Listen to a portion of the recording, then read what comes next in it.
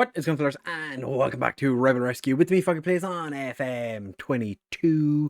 Today we're taking on Derry City and we're going to have a quick look at the transfers that we've done because we've had a relatively busy summer window.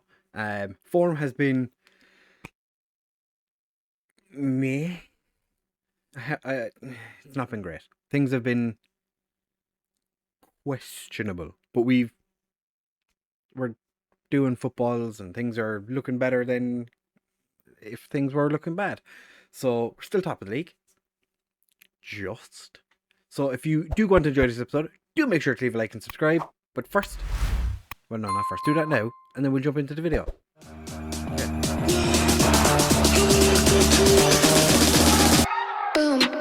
So, fellas, since we were here last, things have been, as I said in the intro, mixed. After the absolute domination against Treaty, we went and lost to Dundalk. Just about got a draw against Bowes. Unfortunately, Cian Murphy broke some ribs and he's been out since that game. And he's been sorely missed. It was fairly late in the game. We ended the game at 10 because I think we'd made all our substitutions up to that point. We then got absolutely shit stomped by St. Pat's. Nordstrom got himself sent off, so I told the media I was going to never play him again. And I think he played pretty much every game since he came back from that suspension. Against Derry, who we're playing today, we struggled, but as you can see, Colin Whelan. Recognise the name? You should do. He signed from UCD, but we'll show you that in just a second. Then against Finn Harps, managed a comfortable 3-0 victory. Then played Cockhill, who are a amateur nobody team, 7-2.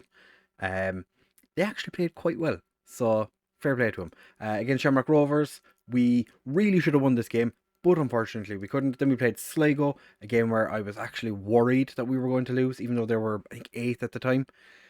We did manage to beat them fairly comfortably in the end. Then against Waterford, 3-2. We seem to just fall apart in games, and I don't know why. But 3 days later, we played against Shelbourne, and we had to rotate. We had so few players that were fit. A lot of the players that started were dying. So we lost 5-2. And then most recently, we just drew with Drogheda, which is very, very frustrating because every time one of us, like, they scored first, then we scored, then they scored, then we scored, then they scored, then we left it a little while, and then we scored. Ryan Coleman, I think, was a corner. The 5'10" centre back put the ball in the back of the net. But as you can see, it's lots of rotating, lots of changing. We have signed a bunch of players to new contracts. So our committed spend is now just 10k short of our wage budget, which is actually supposed to go up next season, which is fantastic. Scouting budget is just out of control. No matter what I do, I've no package. Everything's it's all a hot mess. It's all a goddamn hot mess. I've no package. None of my scouts are scouting anybody, but they keep coming back with reports, and it's always weird reports. Like, we've no package, and I think we can only, even if we wanted to, our scouting is only Ireland and the UK, but I'm getting ones from America and Argentina and a lot of ones from Australia. I don't know where they're getting these reports from, so that's not ideal. But so far this month, 15 days in, we're making a profit, which we don't do very often. As you can see, last season we lost a huge amount of money. But as I said, we are still sitting top of the league. Bulls do have 3 games in hand. Like, we are playing so many games, but we still somehow manage to have more games played in the league than anyone else. I just don't know how we're doing it. We do have UCD in the Irish Senior Challenge Cup, which should be fine. Got knocked out by Shelbourne, as I showed you, 5-2 in the League Cup. I think it's St. Pat's. Yeah, St. Pat's and Shelbourne in the final. The 2 Dublin sides that made it, because it was us, Sligo, St. Pat's and Shelbourne. And we won the Munster Senior Cup, as you saw in the last episode. But transfers, we have, so Paul Calzberg will be joining us for next season. He is just a player I absolutely adore. I love this man. His contract came up, offered him a deal, which he doesn't actually have a work permit for, but that's fine. I think it's just because we're not offering him enough money currently. Yeah, it's 110 quid I think it's 300 to get a work permit. Yeah. So when he comes, we'll just probably give him a new contract. And this guy appeared because Horvanov, the Ukrainian central midfielder we signed, his father manages this team. And I asked Horvanov to recommend a player. He told me this guy was pretty decent. To be fair, he's like the only player in the team. But he'll be joining us when he turns 18. He looks pretty decent, according to this. 5-star potential. We did bring him in on trial. So that's how we have that. Players leaving. Josh Hunahan has decided to go to Brighton Wanderers on a free. And Joel Bean, who I offered a contract to, he turned it down. And then I transfer listed it and loan listed him. Tried to sell him. And UCD came in and went, hey, we'll take him for nothing. So I was like, okay.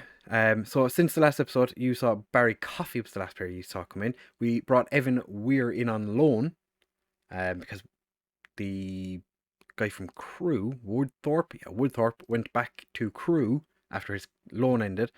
This guy's come in, hasn't had a huge amount of opportunities. We'll have to see how he gets on. He's played one game for us so far.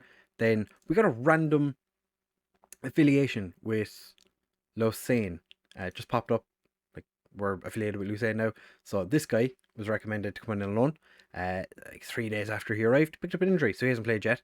So I have no idea if he's going to be any good or not. But that's for future us to worry about, because I think he's almost back from injury. Colin Whelan, as I said, brought him in. He's been playing exceptionally well. 8 goals in 7 appearances. He hasn't been as lethal in the first division as he was last year, but he's doing the job for us, and that is all I can really ask for. Did pick him up on a bit of a discounted price because he did want to leave, which was fantastic. Then Julian Albrecht came up in a scout report. I do love this man. Play him whenever I do a Hertha save. He always makes it into my first team. He got released. I brought him in. He's been fantastic so far. Noah Emeran is a player that my scouts would not stop recommending. So when Man United released him, I was like, yeah, dude, bring him in. We did. One thing I would say, if you're going to tell a player that you pay them a wage after reaching an international appearance goal, which I gave him £1,600 per week after he played one international, make sure that they're not playing, they don't have the ability to play for a random country. I thought he was just straight French. Turns out he's from Rwanda and Guadeloupe, and he's getting called up to the Rwanda internationals team, so not ideal. Romello Mitchell came in from Southampton. He's gone into the under-19s for the time being. He also picked up an injury pretty much once he arrived, which is not ideal, but he's going to be a backup option for when we need a winger to come in and play football. James Duna has left for Derry City. They've obviously decided that was a terrible idea because they put him straight into their reserve side, even though he had a good debut. Don't understand what's going on there, but that's fine. Cian Bargary has gone to Cove permanently. Aaron Bolger went to Wrexham, where I think he's playing in the Vanarama National. Yep. But he's playing. So we did we offered him a contract, he rejected it, so we tried to just shift him as quickly as possible. Ronan Hurley left for Cabinteely, where he's playing fantastically well. Alex Kinsella's gone out on loan. Kyle Hawkins, the guy that I had suspected as potentially being one of our best centre backs, wasn't happy with the amount of football he was getting, so he has gone to Gateshead to play in the Vanarama National, or Vanarama North, so not even that good. And Eunice Cargbo has gone to Wexford on loan. So now that I've caught you up on everything that has happened, and I've shown you the finances with everything that's not looking great, club atmosphere has dropped to very good because of our mixed form of late. We're doing pretty good. At one point, I think we had like 30 players in the first team. I've just shifted a bunch of players into the under-19s that are rejecting contracts constantly. So with the form we've been in recently, I'm not expecting an awful lot. I have picked the team that has the best last 5, the best team on form currently. I'm just going to hope that they can do something. Yeah, as I said, Cian Murphy and Heisenage are both recovering from injury, so I'm just going to leave them out of this game. But we are starting with Corcoran to go because Marion Prince has been absolutely useless. Nordstrand, Hakkinen, Heffernan, who has come back in, actually, completely forgot to mention this. came back from his time in AC Milan, signed a new deal with us. 250 quid a week. I will take that all day long. Unfortunately, because our training facilities aren't as good as AC Milan's, who could have seen that coming? He is regressing as a player. So that's not ideal, but we have him here. We just keep doing the stuff that needs to be done. And O'Connor finishes the back four. Sorelli and Albrecht as our central midfielders. Keane, McGlade and Emeran as our attacking trio behind Colin Whelan, who, as I said, has been in very good form. Hoping that we can actually do something against Derry today, because it's not been great. We've had 2 draws and a defeat against them in the 3 games we've played so far. So, time to exact our revenge. We've not played very well against Derry so far this year, hence why I decided to bring it back. I did consider bringing it back earlier, but then I was like, the Derry game is probably the one that not necessarily means the most, but it's the one that I want to win the most. As you can see as well, Drogheda have had quite the resurgence. They've moved up a decent amount. That tickled the top of the goal. Drogheda have had a bit of a resurgence. We can no longer get automatically relegated, which is fantastic. I think it was the last game. Luke Keane has 4 finishing, but this man has his 11th goal of the season. Fantastic. And he was playing at 6.4. That's even better. So yeah, we've guaranteed that we're not getting automatically relegated, which I'm pretty happy with. That's a pretty sweet deal if you ask me. And also, Norstrand, I don't know if I said it, but he was transfer listed by request. And I got Ali Gilchrist to go have a chat with him, and he was no longer transfer listed by request. So I'm not really sure what's going on there, but he's been playing much better recently. Albrecht's put too much on it, put it wide. Also, St. Pat's playing Finn Harps. One of my good friends in the game is the Finn Harps manager. I was going to say goalkeeper, the manager, and I've been backing him up in the media. They're talking about how he's probably going to get sacked soon, and I'm like, no. Finn Harps really need to stick with him, and keep him in the team. Or keep him managing. He is fantastic. Hakkinen just puts the ball over. I do love Hakkinen. Gilchrist also, for the guy that at this last season was a bit questionable at times. I don't know why he said that was unacceptable. The defensive was pretty decent. Gilchrist, who was me for large portions of last season, and then was exceptional at the start, or he was really good towards the end of last year, really good at the start of this year. He has been just the most inconsistent player. He's some weeks he'll play like a 7, which is acceptable, and then other weeks he'll just come in and just be like the worst player to ever grace a football pitch, and I'm just like, how do you know, like how can you be so inconsistent? So we're going to put Albrecht. We're making a change. In case you're just listening, Gluson's coming on for McGlade. Sorelli's going to move to play as the. I don't have 2 box-to-boxes. What am I doing? All right, let you be. Okay, box-to-box on this side. Mazzella on this side, but swap the 2 of them around. And Albrecht can play as an advanced playmaker on support. Just run around a little bit, do what you got to do. Might bring Rory Keane. No, we leave it for now. Koulibaly also recently has taken a distaste for me. Not my biggest fan anymore. Because I told him he was playing shit. There was a game he played, he got like a 6. It was so bad. But we had no other substitutions. We were chasing a game, and I just lost it. I was just like, you're useless. What are you doing? We're going to swap Rory Keane, or take. Okay, start that again. Rory is coming on for Luke Keane, and Emeran is going to move over to the right. Keating's going to play on the left. We're going to just play this one out. Hope for the best. Been a cagey affair. Both teams have 3 shots on target. We've had 14 shots. We've 14 shots, 3 on target. They had 11 and 3. No clear-cut chances. We had 2 half chances to their 1. 50-50 possession. Yeah, it was not a great game. But we came out of it with a victory. Certainly made our doubters eat their words. Fantastic. I don't know who's doubting us, but fuck them. Fuck them all. So we've managed to come out of this. St. Pat's also picking up a victory against the poor Finn Harps, who I'm guessing probably have sacked their manager now.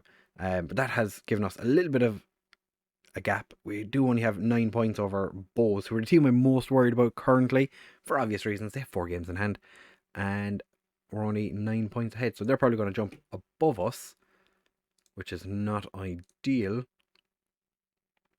Billy King playing pretty well for St. Pat's. We did have a bunch of players. Did Finn Harp sack the manager? Nope, not yet. We did have a bunch of players come in on trial when their contracts expired. Willy Caballero, interestingly, actually, just a quick little story about Willy Caballero. Came in on trial. Didn't expect him to do that. I was like, I'll offer him a contract and see what he wants. It's like 750 quid. I was like, Willy Caballero, and like, he would have been my best goalkeeper, like by far the best goalkeeper. I decided against it because I wanted to give Marion Prince a chance to prove that he's not as bad as he's been playing recently. Kind of regretting that decision now. Jimmy Corcoran has been pretty good when he's played. The one substitute appearance is when I brought him in against Cockhill, because we had 5 substitutions we could make, and I was like, fuck it, it's like 3 minutes left. I brought him Corcoran. One of the players we have dropped to the reserves is Dave Harrington, because he is transfer listed by request, as is Dara Crowley is also requested to be transferred. And who is the other one? I dropped Marco Manni down to the under-19s just to give him some game time as well, because he's not been playing at all. He's played has he played 6 games in the league for us this year? He has. No, he's played 4. Yeah, 4 times off the bench. So I thought best thing to do, just chuck him into the under-19s, see what happens. Also, we've had our youth intake, and it looks like we've got 2 right backs, 2 centre backs. Well,